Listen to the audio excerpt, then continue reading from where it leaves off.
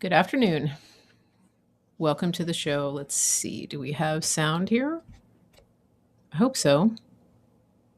Can you hear me? Say hello as you come in. I'm Mary Grace. Are we live? It looks like we're live. I just don't know if I have sound. I can't really hear myself in the monitor. I think I'm live. I think I have sound. So, Mary Grace here. It is Monday, the 1st of November, 2021, 11/1. Okay, good. Great. I don't think I have my monitors turned up loud enough. So, good to see everybody. Welcome to the show. I'm Mary Grace, and we are live. It's Real Talk with Mary Grace. And please say hello as you're coming in. If you're on Facebook, please say hello and tag a friend. And if you are on any of my channels, please subscribe to the channel. Please like the show. Please share the show, and do everything you can to get the word out. I want to give you a rundown of what we're going to talk about today.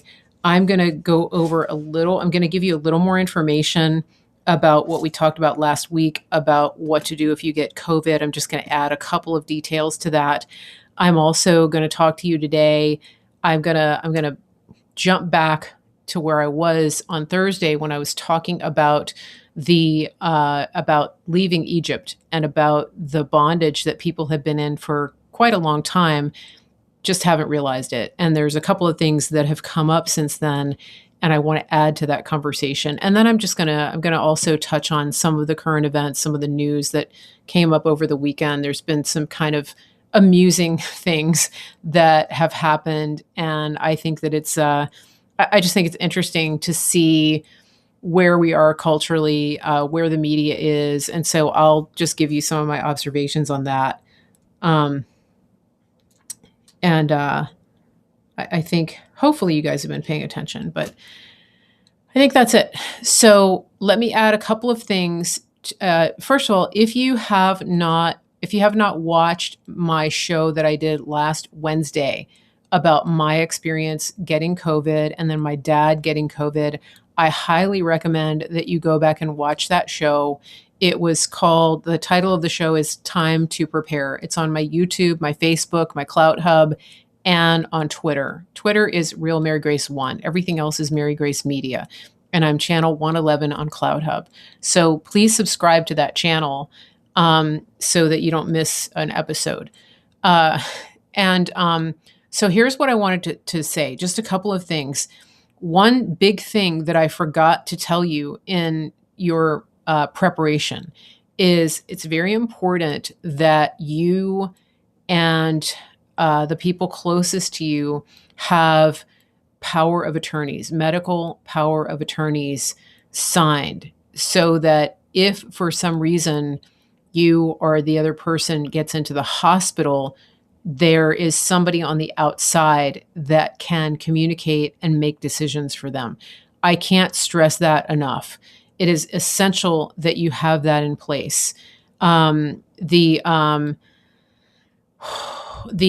medical power of attorney. So Lisa, right here, right now, my son's wife is bringing him to the ER per his provider. I wish they could get home oxygen, but this is a perfect example. They actually should go online and get a form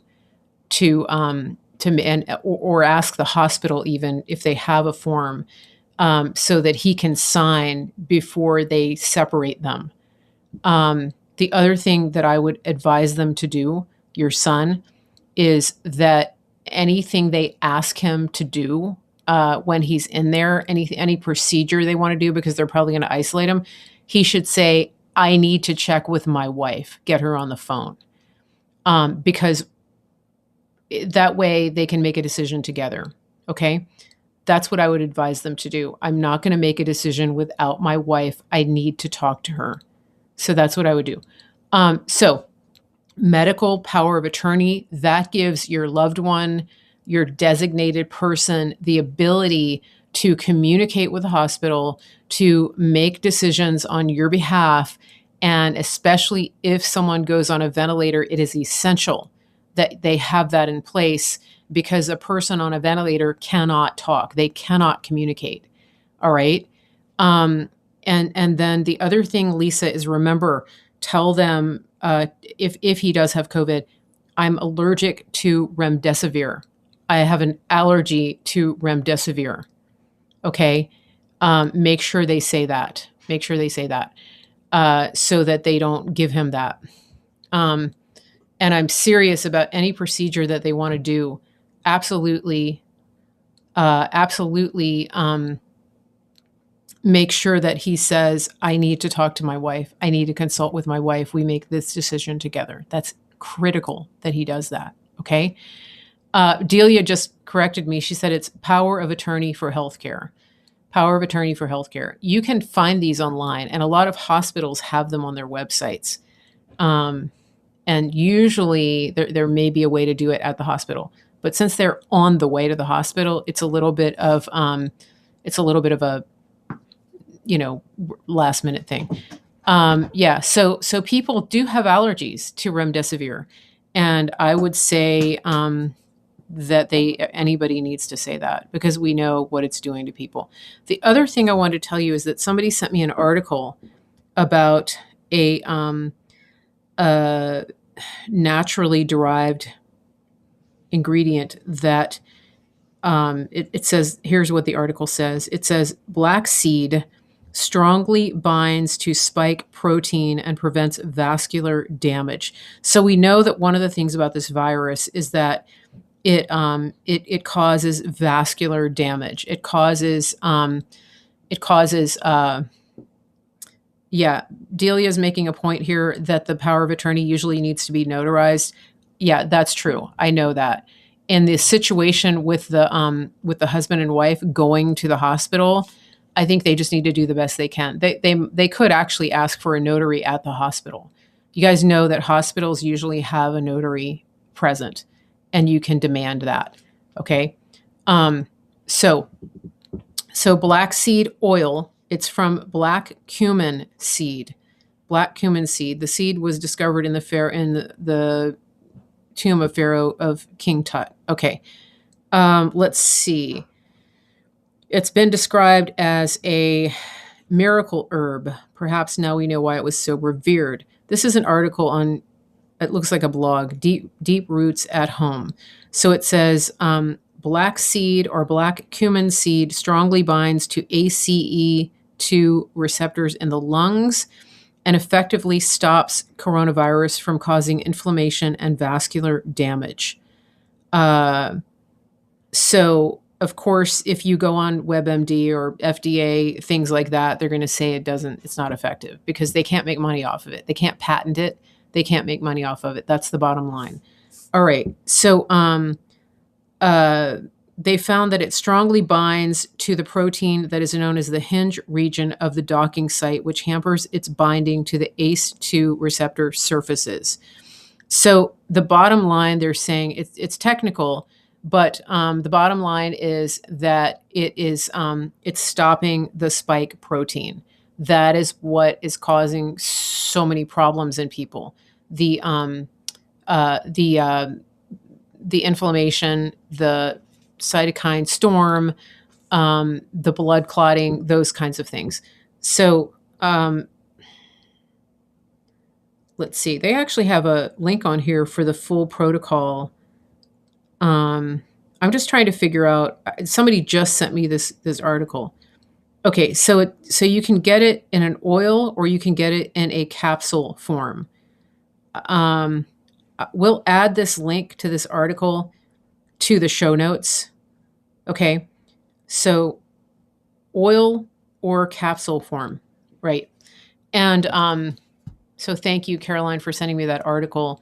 I just wanted people to know that. Greg on YouTube is telling us that hospitals do have a notary available. Okay, so Lisa, power of attorney for healthcare, get them to sign it before they let them separate them.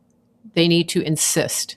They need to absolutely put their foot down and insist, and that they have that form and that it's notarized. Okay. Let's see. What else? Now, I wanted to talk about, let me jump to the current events. Something happened on Friday that I want to talk about. It's pretty amusing that it happened. As you guys know, you probably know that there's a governor's race in Virginia, in my state that I live in. The governor's race is going on, and the election is tomorrow. And there is a candidate that was endorsed by Trump, Glenn Youngkin. He's running against Terry McAuliffe, who is one of the biggest criminals. He's part of the Clinton criminal enterprise. He was a governor in Virginia previously, and now they're running him again. That's how bad it is that they can't actually find somebody new. But he's a good puppet. He follows orders. He'll do exactly what they say. So that's why they're bringing him in. And in their minds, it's been a foregone conclusion that he would win. What they didn't count on was the groundswell of support that would rise up for Glenn Youngkin. And one of the reasons that Glenn Youngkin has so much support right now is because of this big mess that's happened up in Loudoun County in Northern Virginia. Now, Northern Virginia has gone blue for several years now, and that's why Virginia is considered a blue state. Now, we all know that it's not really blue, but especially knowing what we know now about how they managed to steal the elections. However, Loudoun County is a bedroom community for Washington, D.C. It is actually, I think it's the wealthiest county in the nation, if not the nation, definitely on the East Coast. And what happened up there is that a parent went to a school board meeting, and he was there because his daughter had been raped in the bathroom at school by a boy in a skirt. The boy was in the bathroom in a skirt because the school board had implemented a transgender policy. And so any boy who wanted to go into a girl's bathroom could just put on a skirt, and there you are. Shocker. It's weird that that could happen, even though those of us who understand what was going on have predicted that this would happen all along. It's an excuse for perverts to get into girls' bathrooms. Shocker, I know. But this parent went to the school board meeting, and he was there to voice his opinion and object to what happened, to the fact that the school had covered up this story, that the whole school board, the school system had covered up the story, and that his daughter had been a victim of rape. Well, what happened at that point is absolutely egregious.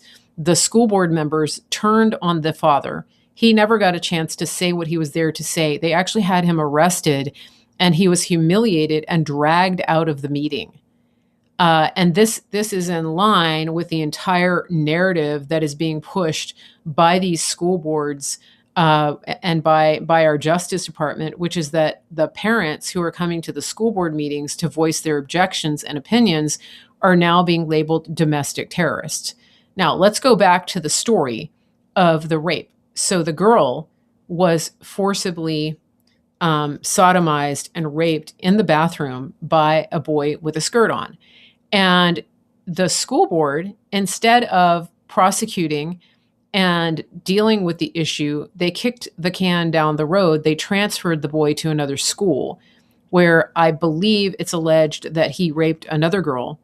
And the school board, a member of the school board actually knew that it was happening and then later denied it. And so all of this is coming out. The case actually went to court, and last week, the judge ruled that it was in fact rape. I know, hard to believe you had to get somebody to rule on that.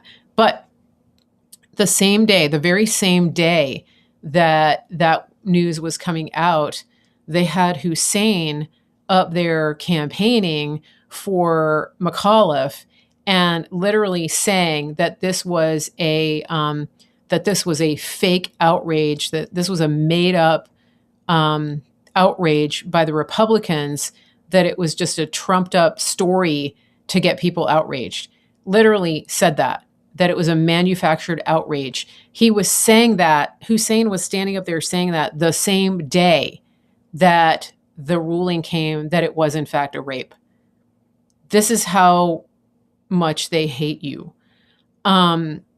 So the point of this story is that it's actually been going on for quite some time. It's been unfolding for quite some time because I believe the father was dragged out of the school board meeting maybe as early as or September.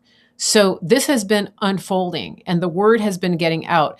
Mind you, not a single mainstream media outlet has touched this story. Again, I know you're shocked, but the story has gotten out and enough people are aware of it that you have more and more parents showing up at these school board meetings and calling for the resignation of members of the board and in some cases the entire board. So it's a big problem and I think that they actually now have another student who is being accused of rape in another school. And the whole point of this is that the school board pushed through a policy that would automatically result in harming girls, putting them in harm's way. And then when the inevitable happened, they covered it up. They didn't inform the parents. They didn't. They didn't help the father. They didn't help the girl. They just transferred the kid and hid the whole story. So this has really hurt McAuliffe because the parents are outraged, and Glenn Youngkin is leading in the polls with parents by double digits, and so he's leading in the polls in general, I think by 8 points.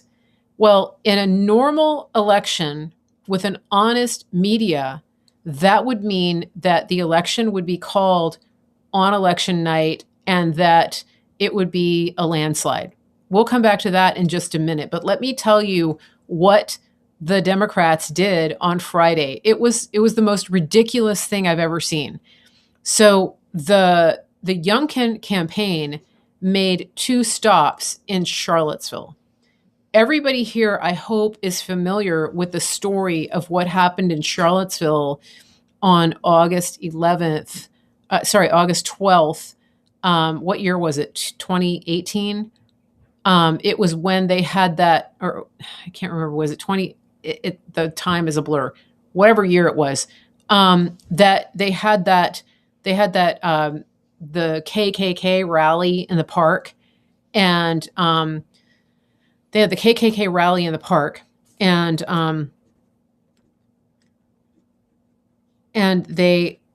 it resulted in Antifa showed up. There was a lot of 2017. Thank you, Delia. The Antifa showed up. It became, it was a big mess, and a girl got killed by a car. There was a car that came down a road that should have been blocked off, and somebody was killed. Her name was Heather, and it became the left just took this whole story and just turned it into a narrative that they have never, ever, ever stopped pushing. That was when President Trump came out and denounced the KKK, and then he said there are very fine people on both sides. And then, of course, the left and their media lapdogs took that narrative and created a narrative which many people believe is President Trump saying that the KKK are fine people. Couldn't be further from the truth. That's not what he said. I don't understand why people can't go themselves and listen to the original source material or even look at a transcript, but instead they just choose to believe a narrative because they want their confirmation bias so hard to work that they won't get outside of that. Now, so what happened on Friday is that the Glenn Youngkin bus pulled up at a restaurant. They pulled up at a restaurant 2 blocks from where the girl was killed, where Heather Heyer was killed. Now, if I'm in the Glenn Youngkin campaign, can I give you guys a word of advice? That was a really bad decision. Why would you stop the bus? Of all the places in Charlottesville that you could have pulled that bus up, you chose to pull it up 2 blocks from where that instance happened, 2 blocks from the epicenter of the racial narrative that has been unfolding in Charlottesville for the past 5 or more years. I'm not sure that was the best move. Anyway, nobody asked me because these campaigns still use political consultants who don't actually know how to read the room. They're not on the ground. They're not like us. They're not actually paying attention to what's really happening.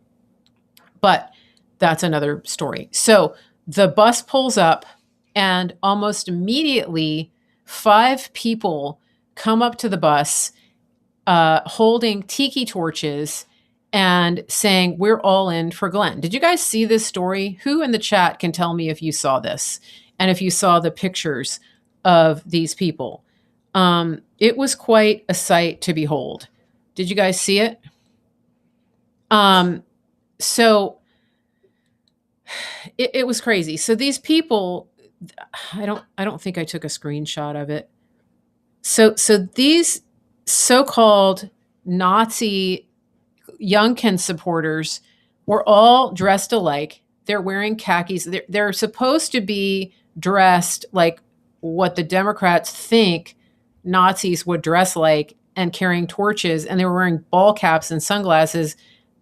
Oh, except I forgot to tell you, it was pouring down rain. So that was so obvious. It was just the most obvious thing.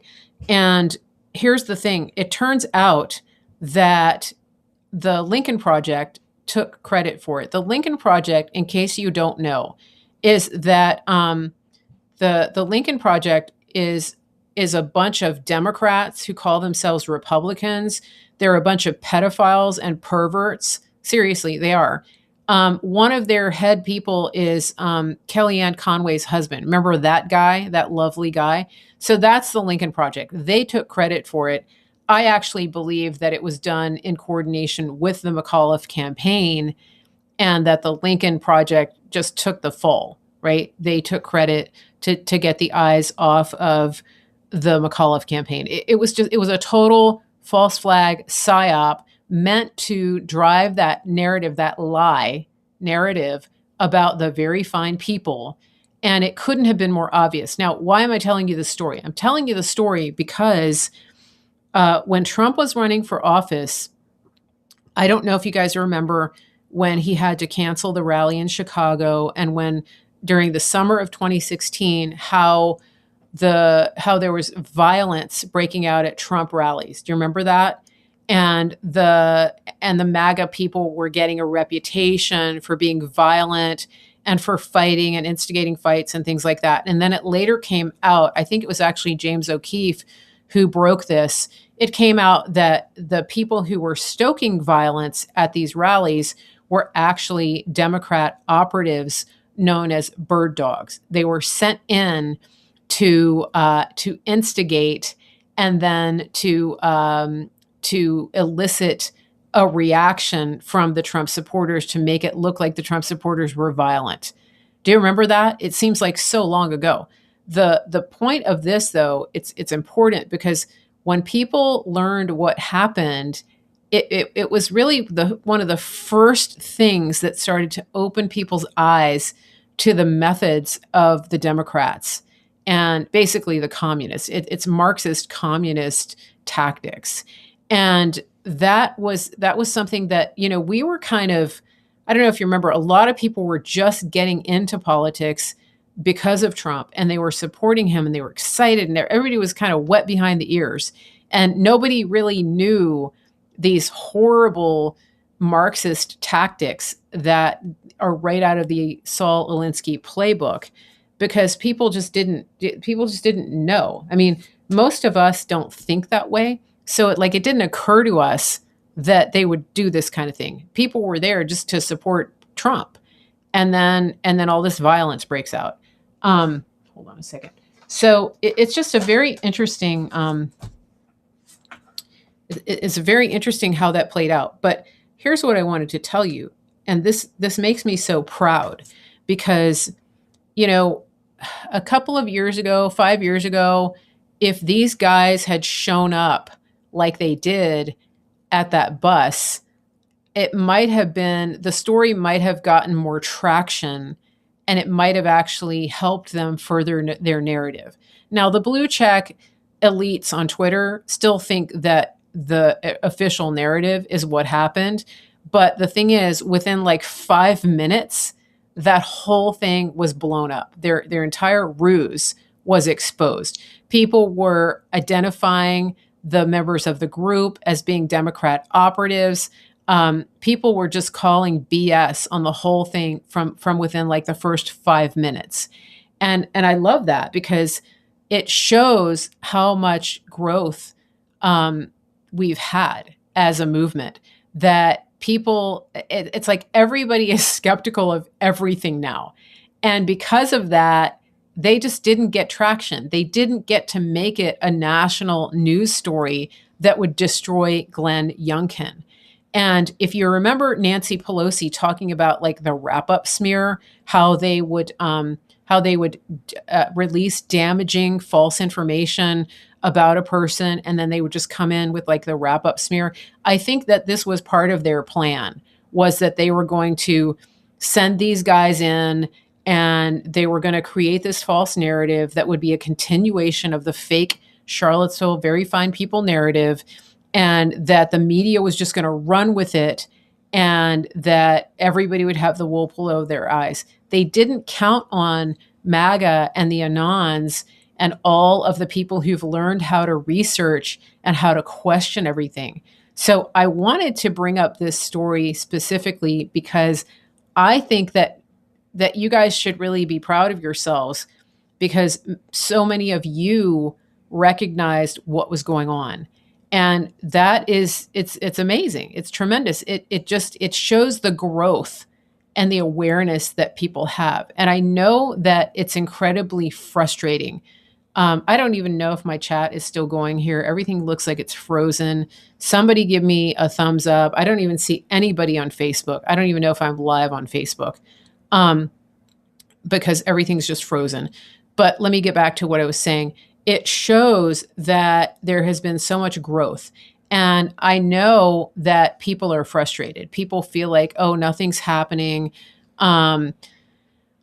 People feel like, it's like we haven't gotten anywhere. I just want to tell you, I want to assure you that the fact that this narrative was blown apart in about 5 minutes, that is a good sign. It really is very telling of where we are as a movement. Because, just the same way that people aren't buying all of the mask nonsense and the vaccines and everything, they're seeing through everything now, and they're taking everything and putting it under a microscope and going, yeah, no, that doesn't pass the smell test. And that is so important, because that is one of the things that, people really needed to learn how to do. And so that is happening. Okay. Now, okay. Thank you for letting me know you guys are there. And so, okay. Can you guys hear background noise? Because if you can, I will do something about it. If you can't, I will just keep going. Just let me know, because my dad just turned on the TV and I think it's really loud. Okay. So the people are awake. And one of the things that our military intelligence insiders said was the people awake is their greatest fear. And so this is why they want so badly to silence you. And so this brings me to the next thing that has come up, and that is Let's Go Brandon. Everybody here knows what that means, right? Do you know what that means? Do you know what that expression means, where it originated, how it started? Most of us know. And this is something that's been happening at football games. It's everywhere. There's T-shirts, you name it, it's everywhere. Well, apparently the left just figured out what it means. And we can thank NPR for cracking that case. Literally, it took them like 3 weeks to catch up. That right there is so telling. the Canadian broadcasting system has forbidden any of their broadcasters from saying those words or anything related to that. And um, so I think that that is really really amazing. The fact that the fact that they don't want this being said, that Southwest Airlines pilot used that in the opening greeting on a flight the other day, and the leftist blue checks on Twitter are so triggered by that. They want him fired. They want Southwest Airlines shut down. They think it's the equivalent of saying like Heil Hitler or you know, go ISIS or something like that. I mean, this is how insane they are. But I just think it's hilarious that they just now figured it out, that they're just now catching on. What does that mean? It means that the people who think they're the smartest person in the room actually are pretty dumb. And that the smartest people in the room are you. And the people that didn't vote for Poopy Pants Biden. And they know it. They know that the people are onto them. They know that the people are onto them. Now, let me circle back to the Virginia governor's race and tell you what is going on here. It's very interesting. These people are scared. So, what happened on Friday when they couldn't get any traction with the racist narrative? It was we were getting traction with our own expose of what they were doing. And so, what do they do when they're losing the narrative? They change the news cycle. They create a story that will distract everybody's attention from what it is that they don't want them to focus on. And in this case, here's what they did on Friday night. This was astonishing.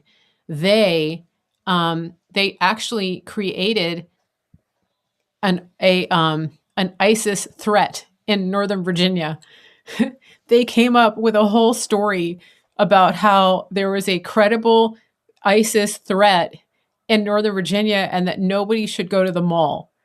I kid you not. That's what they did. They literally had to change the whole news cycle to take away from the fact that that the hoax, that the racist hoax that they tried to pull on the Youngkin campaign completely backfired.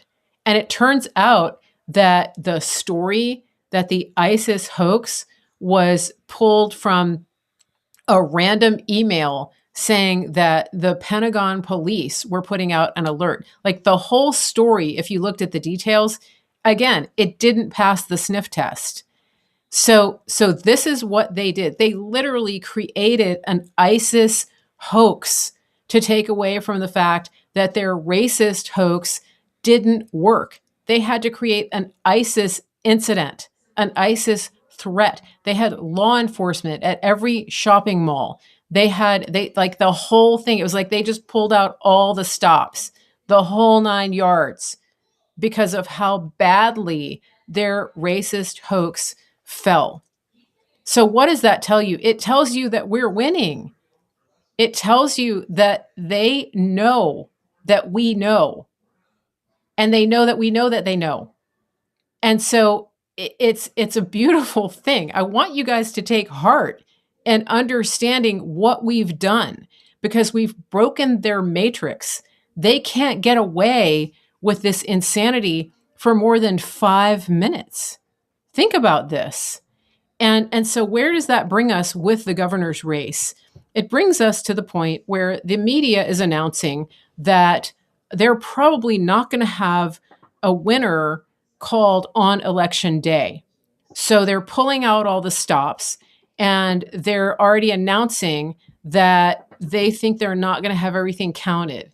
Is that a surprise? Is anybody shocked by that? So I want those of you who pray really to pray into this and to pray from a position of authority, that we would have such an overwhelming landslide of votes out for Youngkin that it would be obvious even to the people asleep that he won, because we know that, with an honest media, with an honest anything, with an honest election commissioner up in Fairfax, that that they would call the race for Youngkin by like 8 o'clock tomorrow night, because they would say precinct, coming in. Like, it's not that hard to count a governor's race in one state. Now, the other ruse that they're trying to run is that the post office has messed up their mail-in ballots, and that there's over 300,000 ballots out that haven't come in. Now, why do we have 300,000 mail-in ballots anyway in Virginia? That's a good question. But the point that I'm telling you is that they know that what's happening in Virginia is exactly what happened on election night a year ago when Trump was so far ahead. And so they're already coordinating the steal. That's what they're doing. And so I'm asking all of you to really stand against this in heavenly authority. So Greg on YouTube says they're good at planning long-term, but can't think on the fly. That's a good point. They're just not that smart. They really aren't. They think they're the smartest. And a lot of them have been told that they're the smartest person in the room for a long, long time. So, so we really need to pray into this. And so I'm going to shift a little bit. Let me just make sure I got this. Do I need to say anything else about Let's Go Brandon? I don't think so. I just think it's hilarious that it took NPR like 3 weeks to even figure it out. I love that. It's just the best. By the way, everyone should know that the Let's Go Brandon story originated when a NASCAR driver won a race. Anyway, and of course they don't tell you that the reason people are saying Let's Go Brandon is because the announcer that was interviewing the race car driver just flat out lied and made the whole thing up and said, "I can hear they're cheering for you. Let's go, Brandon." And literally they were saying F Joe Biden. It was obvious to anyone with a set of ears. That's why we do it. It really, at this point, it's more an indictment on the media and their flat out lies than it is on the faker in the White House. That's really what it is. And that's what makes them so mad, is because we caught them red-handed in a lie on live television. That is the biggest thing. That's the biggest thing about F Joe Biden, because the truth is the same people that are pearl clutching over the fact that anybody would dare say F Joe Biden has completely forgotten that Robert De Niro, when he got his Tony Award in 2018, stood up there and said F Trump, and said, that's what we need to say from now on. And everybody cheered him and cheered him and cheered him and cheered him. But apparently that wasn't a problem. That wasn't terrorist activity when he did that. But for anyone else who says F Joe Biden, it's a whole different story. The hypocrisy is mind-numbing, you guys. It really is. Okay, how are we doing here? Let me just look at the chat. Feels like a slow day on the channel.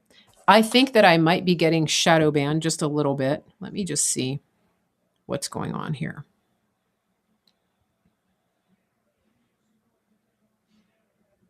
Let me see. You know, it's bad when I don't get a notice about my own when I don't get a notice about my own show being on from YouTube. Yeah, it says I have 55 watching. Okay. So, yeah, pretty bad. Okay, so make sure as you're watching on Facebook and on CloutHub, YouTube, Twitter, as you're watching, please comment Please comment after the fact because it helps the show to come up in the algorithm. And then also comment on the show. Comment while you're watching the show. And then if you're on Facebook, tag friends and then also share in groups. It helps tremendously when you share the show into a group. And then please like the show and then subscribe to the channel. Follow the channel or like the channel on Facebook, subscribe to the channel on YouTube, and turn on notifications.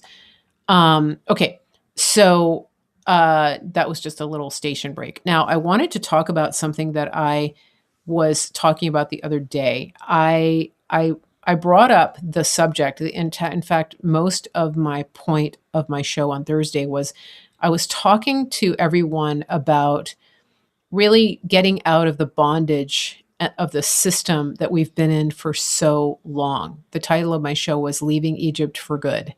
And I talked about how so many of us have been lulled into a false sense of security that is actually a form of bondage and slavery.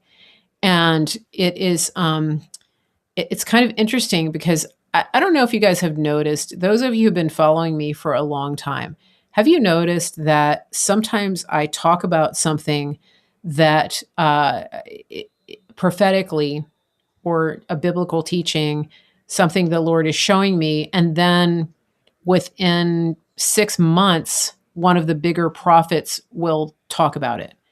It's happened several times. Millie pointed that out to me. She said, you talk about these things, and then all of a sudden you hear Johnny Enlow or Kat Kerr or Robin Bullock or Hank Kunneman talking about it, almost exactly the same thing.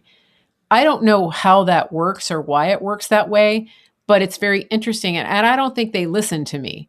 They might, but I don't think they do. A lot of the prophets actually avoid listening to other prophetic people because they don't want their message to be influenced in any way.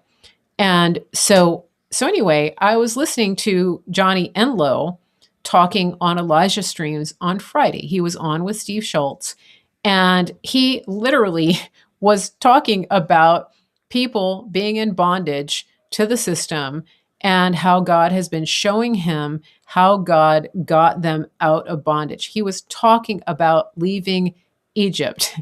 It was amazing. I encourage you to go back and listen to what he was talking about. And one of the things that I really want to emphasize here is, when it comes to hearing from God, it is important that we have accuracy and that we have a track record.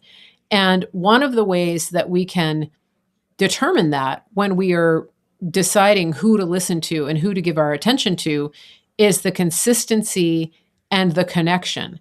And so, for example, when you listen to me, when you hear me and I say, I think God is showing me this is something God showed me, then you hear another person who is a person of pretty high stature talking about almost exactly the same thing the next day. That's a good indicator that this message is from God. Again, do you understand? Are you tracking with me? I didn't call up Johnny Enlow and say, hey, listen to this.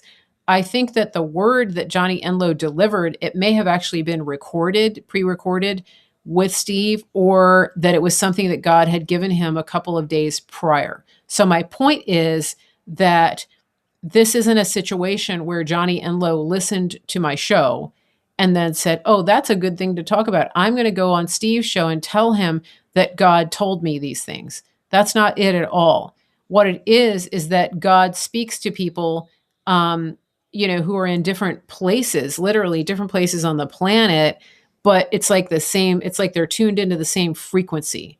And that's a very good indicator that the word that is coming is true, that it is a word that's spoken with integrity.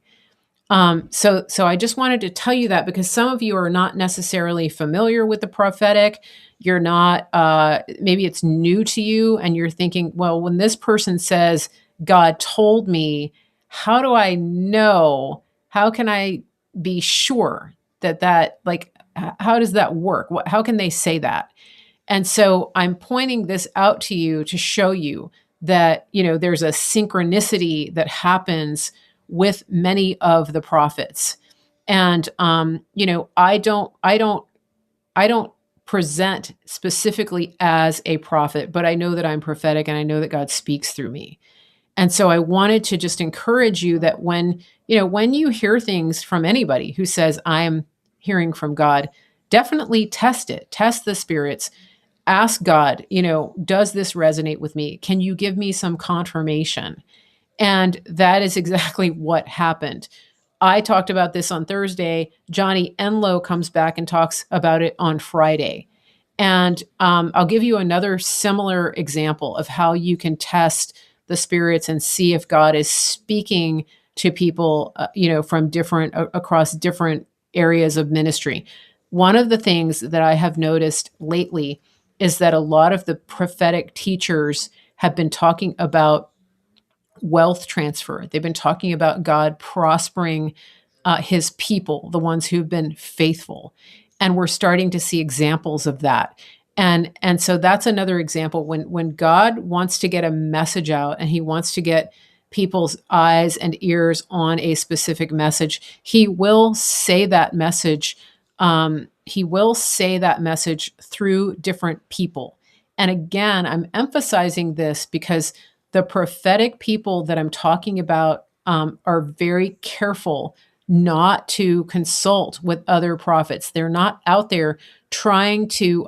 They're not out there trying to create a narrative that will influence people. That's not what they're doing. It's like the opposite of the fake news. They're not coordinating their talking points.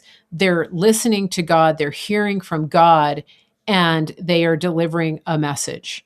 Another example is that, God has been giving lots of people, including me, dreams and words and visions about celebrations, about people celebrating in the streets, about having massive, massive celebrations of what God is doing.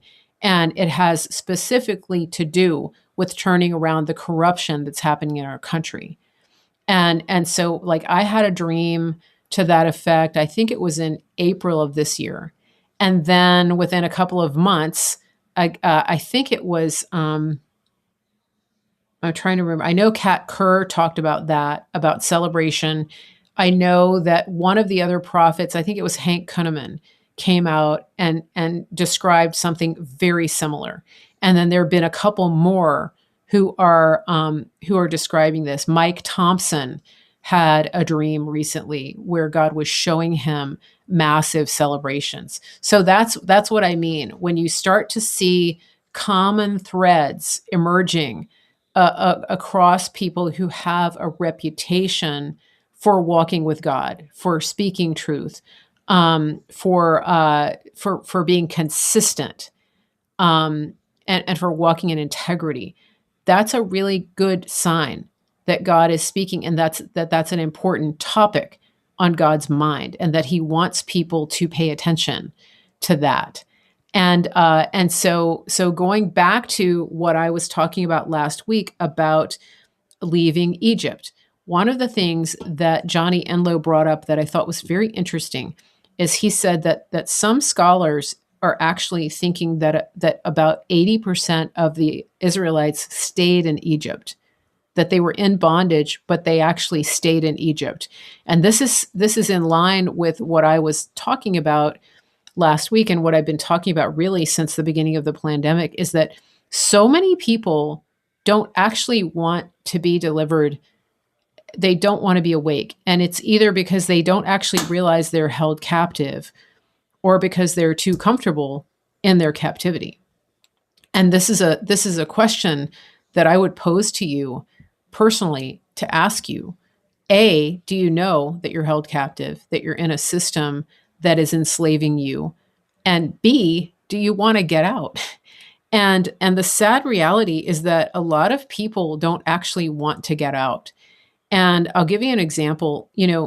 We know, those of us who are awake, we try to talk to people and we try to tell them what's going on with all of this, even with COVID.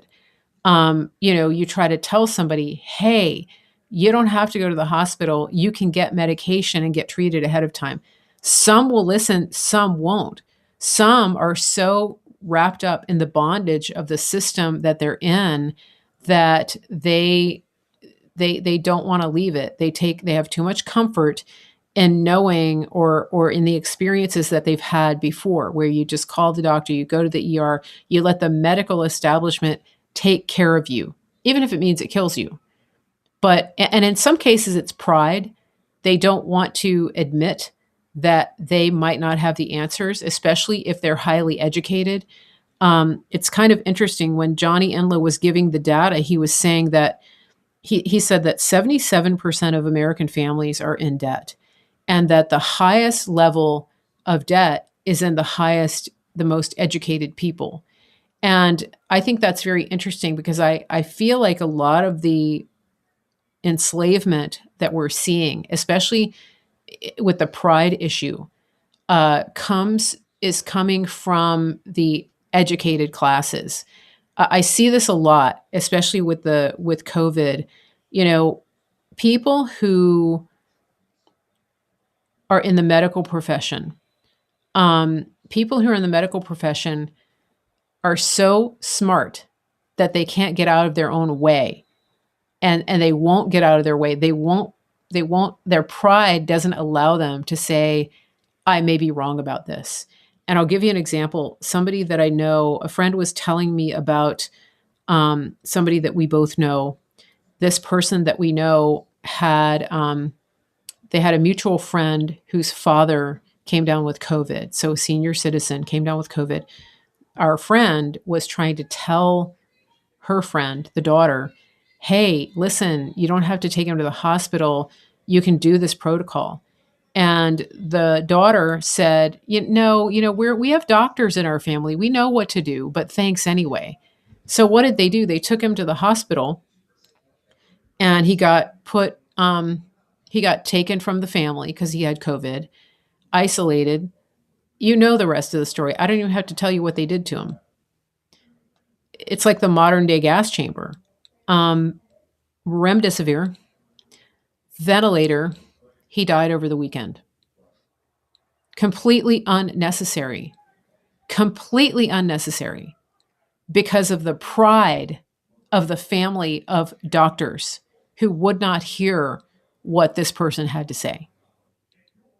And so that's a kind of bondage. And so there are different ways to be in bondage. And I really want to ask you, I may be preaching to the choir, but please share this because there's somebody who needs to hear this. Are you in bondage to a system that is enslaving you?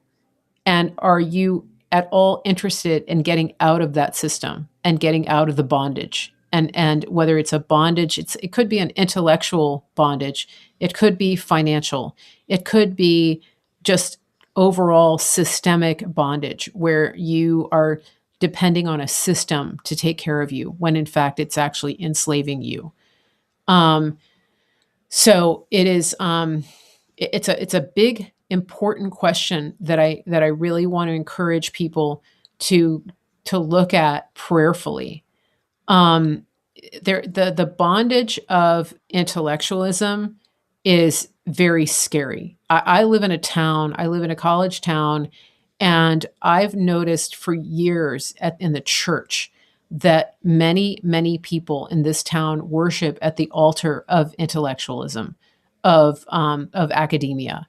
And that is what, and it's a very short walk from that to woke, to the cultural Marxism that has destroyed universities. So it is, it's very sad, but and I'm not saying that being educated is a bad thing. I have a master's degree. I'm highly educated.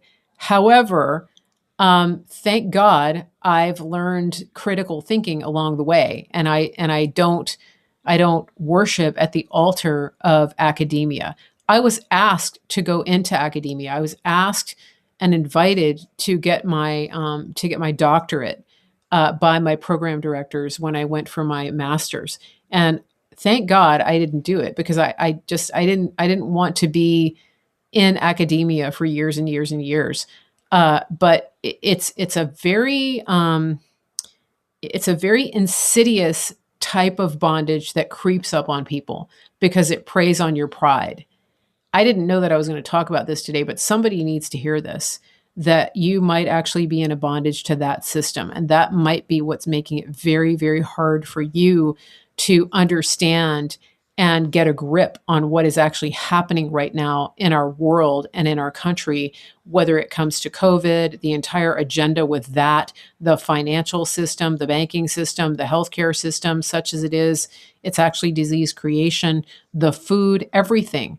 It may be hard for you to see that because you fancy yourself as an intellectual who can figure everything out. Well, if you don't have critical thinking skills and you're not guided by Holy Spirit, then you're in the worst kind of bondage that exists. So just think about that. It's a really bad place to be. And then of course, going back to what I was saying the other day, that if your mindset is, I have to have a job that gives me X, Y, and Z so that I can be secure. Jobs aren't bad. It's the mindset. It's how you look at it. Is your job your provider? Who is your provider? Will you be okay if you have to leave that job based on a principle? If you will you be able to stand and say, no, I am not allowing you to force me to put something into my body because I have a higher principle. My body is my temple, and I don't allow anybody to coerce me to put anything into my body. And so the question there is like, what is your price? That's my title of my show today. What's your price? What is it that someone? What are you willing to accept to abandon the truth and to abandon your principles? Because everybody has a price. Is it that you're going to get tenure at your job and that you'll get a good retirement? Is that what would make you compromise your principles? Is it that you have health insurance and you can just you don't want to think proactively about your health? You just want to be able to call the doctor and have him just tell you what to do. Is that your price? Is it laziness? That you don't want to take proactive measures to be healthy, to remain healthy, to keep yourself healthy? Is that your price? Everybody has a price. It was Jim Elliot who said, he is no fool who would give the thing he cannot keep to buy what he can never lose. And he was talking about salvation. And so for everyone listening, the one thing that we cannot ever lose is our salvation, is our relationship with Jesus Christ. If you don't have that, I urge you to get that. It's very simple. Acknowledge that you are a sinner, that you're lost without him, that you don't have life with God apart from the sacrifice that Jesus Christ made for you on the cross, that he gave his life so that you could know God. Acknowledge that, repent, ask for forgiveness, and ask him to come into your life. That's the only way. That's the only thing that we can't lose. That's the only thing that's certain in this life, is that thing. But what is it that's holding you back, even as a believer? What is it that's keeping you from walking on the edge with God and leaving Egypt and walking toward what looks like an impenetrable barrier, the Red Sea? Like it's not always logical to walk with God and to follow him. I'll be honest with you. I mean, think about it. Think about when the Israelites left Egypt. When they left Egypt, they walked straight toward the sea. They didn't have a boat. That really wasn't the smartest plan. However, they were trusting and believing God to get them to the next step. And that's the key. And so they chose to leave behind the bondage even when they didn't even know the plan. There wasn't really a plan in the natural, but the plan was God, but God. And we see that throughout scripture. The the strategies that God provides are sometimes like these crazy cockamamie situations where you're thinking, that's not going to work.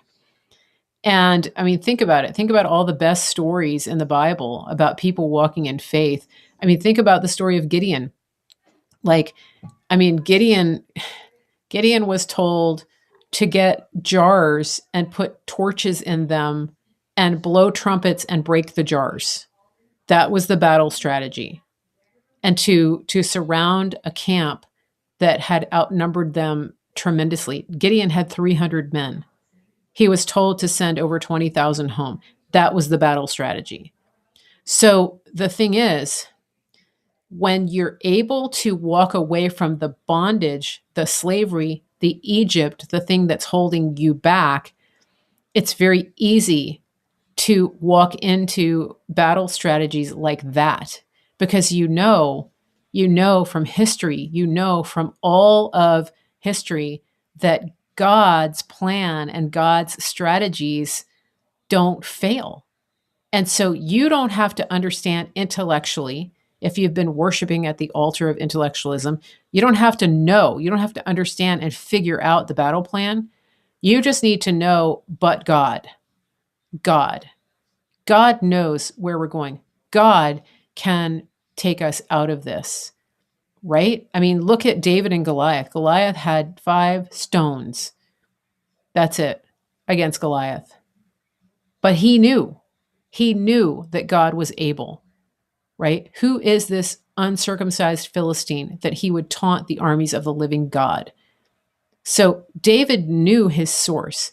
David wasn't caught in the bondage of thinking that he was the mightiest warrior because he knew the mighty warrior who's the one who made his arms to bend a bow of bronze. That was God. He knew that. And so he was able to walk in freedom and power and strength away from the bondage of thinking that somebody else was going to take care of it. Because the truth is, the Israeli army had completely wimped out, even with their leader, Saul. They were quaking in their boots because they were depending on their own strength. And this is where we find a lot of people right now. This is where we find a lot of people in America, around the world. People are scared because they can't see past the bondage. They can't see the but God moments. They cannot see that God is the one to bring this nation, to bring this world out of this great reset that has been planned by the evil elites for so long. That's the only way out. I know that many of you, just like me, want our real president to be reinstated. But I have news for you. This story is a bigger story than whether he comes back. It has to be. It has to be because if it's not a God story from beginning to end, if it's just a President Trump story, then we're right back where we started and we might as well have a golden calf. And we might as well go back into slavery because we've put all our eggs in one basket of one person. That's bondage. That's slavery. It's a different kind. We don't want to walk out of one kind of slavery into another where we're depending on one person to be the answer for everything. And for those of you who may misinterpret what I just said and say, she called Donald Trump a golden calf, that's not what I said. I said if we're not careful, we're going to end up in a situation where we have created an idol out of an individual. The story that we are living out is a worldwide story, and it has a much bigger ending than one person. And that brings me to something that I talked about a lot when Trump was in office, and that is that that God showed me very early on that Donald Trump was a father of nations. and that he was that he thinks in terms of generations. That everything that President Trump was doing, diplomatically, domestically, everything that he was doing was based on generational vision. And that's what I'm talking about here. Trump understood that. Trump understands that. He knows that there has to be a plan for after Trump. He, of all people, knows that. And that is why I believe that is why so many of us are being allowed, that we're being allowed to live through this time. This is a very, very hard time, but it is a time where people are being forced either to give up and to embrace the bondage for life, for generations to come, and to go into an even worse bondage, or to break free and to walk out of Egypt and to walk into the faith of knowing we are walking right toward the sea. And I don't understand how this is going to work out, but I know that the decisions that I'm making today are going to have an impact on me, on my children, on my children's children, on generations to come. That's where we are right now in this nation, in this world. The Great Awakening has everything to do with throwing off those chains of bondage and moving into a relationship of absolute and complete trust in God and in his plan and his provision. That's where we are. And I do encourage you to go back to, Elijah Streams and listen to the episode from Friday with Johnny Enlow. I think that it will really encourage you. I think it'll encourage you a lot. Okay. Well, we have actually gone over an hour here, believe it or not. And can you guys hear Barley screaming, crying? I don't know where he is. He's been doing a lot of that lately. I want to go back and read your comments really quickly. Before I forget, some of you have written to me about superfoods. Don't forget that I have the highest quality organic green superfoods that you can get. We have a whole program that makes your life super simple. You can get your greens, your fruits, your vegetables, your protein, antioxidant, prebiotic, probiotic. It's all in a very, very simple system that you can use to replace all of your meals, one meal a day, whatever it is. Write to me, info@marygracemedia.com, to get a promo code. This is the protocol that I used to help manage an autoimmune condition that was pretty much out of control. And so just want to encourage you guys, when you're taking responsibility for your health, your food is one of the biggest things you can change.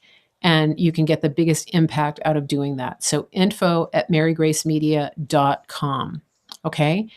All right. Let me see. Greg says, I saw the writing on the wall years ago, so much pressure to become a nurse practitioner when you're an RN, becoming more entrenched into the pharmakia system. Holy Spirit says no. Interesting. Yeah. Yeah, I can see that. All right. Yeah, the person that I quoted, Jim Elliot, he was a missionary. He actually got killed by the people that he was ministering to. And then his wife went back to the same tribe and without fear went into the same place to minister to the same people. She lived, she survived. Some of those people became Christians. I can't remember the name of the tribe. Can you guys hear Barley? Let's see. Yeah, the other thing about the superfoods is that it's a really good way to prep. So if you are looking to get food that you can put away, that you can save, that's shelf stable, the superfoods are great for that. It's really, really a good thing to do. It's like the most nutrient dense food you can get per dollar. Some people buy those like packs of crazy stuff from Costco, like the prepper food that lasts 20 years, it's basically like junk. So think about that, because if you're in a zombie apocalypse situation, like you don't actually want to be eating junk. You want to have the most, you want to be on top of your game nutritionally, right? Um, I think Barley got let outside and he's now trying to get back in. I think that's what happened. Um, okay. So the Quechua Indians in Ecuador. Thank you, Audrey. Yes. Yeah, I didn't think it was Brazil, Ecuador. Okay. Um End of the Spear, is that the name of the movie about Jim Elliot? I can't remember. Okay. I think that's it. Listen, I'll be back Wednesday. I am still working on my schedule. So I apologize that the times aren't consistent. I realized that the 1:30 time isn't good because a lot of people like to watch Elijah streams at 2 o'clock. So I most likely, like, that's not going to work. I'm looking at trying to do stuff closer to the morning. So just bear with me. We're like, I'm almost 1 month post COVID, trying to get my dad sorted out as well. And he's doing well, though. Actually, for those of you who have asked, he's starting to get some of his energy back. So we're going to be helping him. We're going to keep helping him with that, and he's starting to get his appetite back. So it's good. I think. I mean, it's really good. So I think that's it. info@marygracemedia.com. Keep an eye on the channel. Turn on your notifications, and I will see you on Wednesday. I hope everybody has a good evening. And let's see, Lisa, keep me posted about what's going on with your son. We want to make sure that he gets what he needs. Okay. I seem a lot better too. Yeah, I do. Yeah, I'm feeling better. Honestly, guys, I think getting the ozone therapy and the IVs for me post COVID really, really helped a lot. And then also the prayer. So thank you everybody for praying. I really do appreciate it. It was kind of a rough go there for a while. But yeah, I think my dad's gonna be fine. I think that, I'm very glad that we both have the antibodies now. We have the natural immunity. I was talking to the nurse from the VA today and she asked if he was vaccinated. And I was like, no, he's not going to get vaccinated. He just had COVID. And then she said, well, didn't he have the vaccine before? And I said, no, he didn't take it because I said, because there's no FDA approved version available in the US. And, he made the choice not to do that. So it's very interesting, isn't it? I'm like, you can't take the vaccine right after you had COVID. That's just crazy.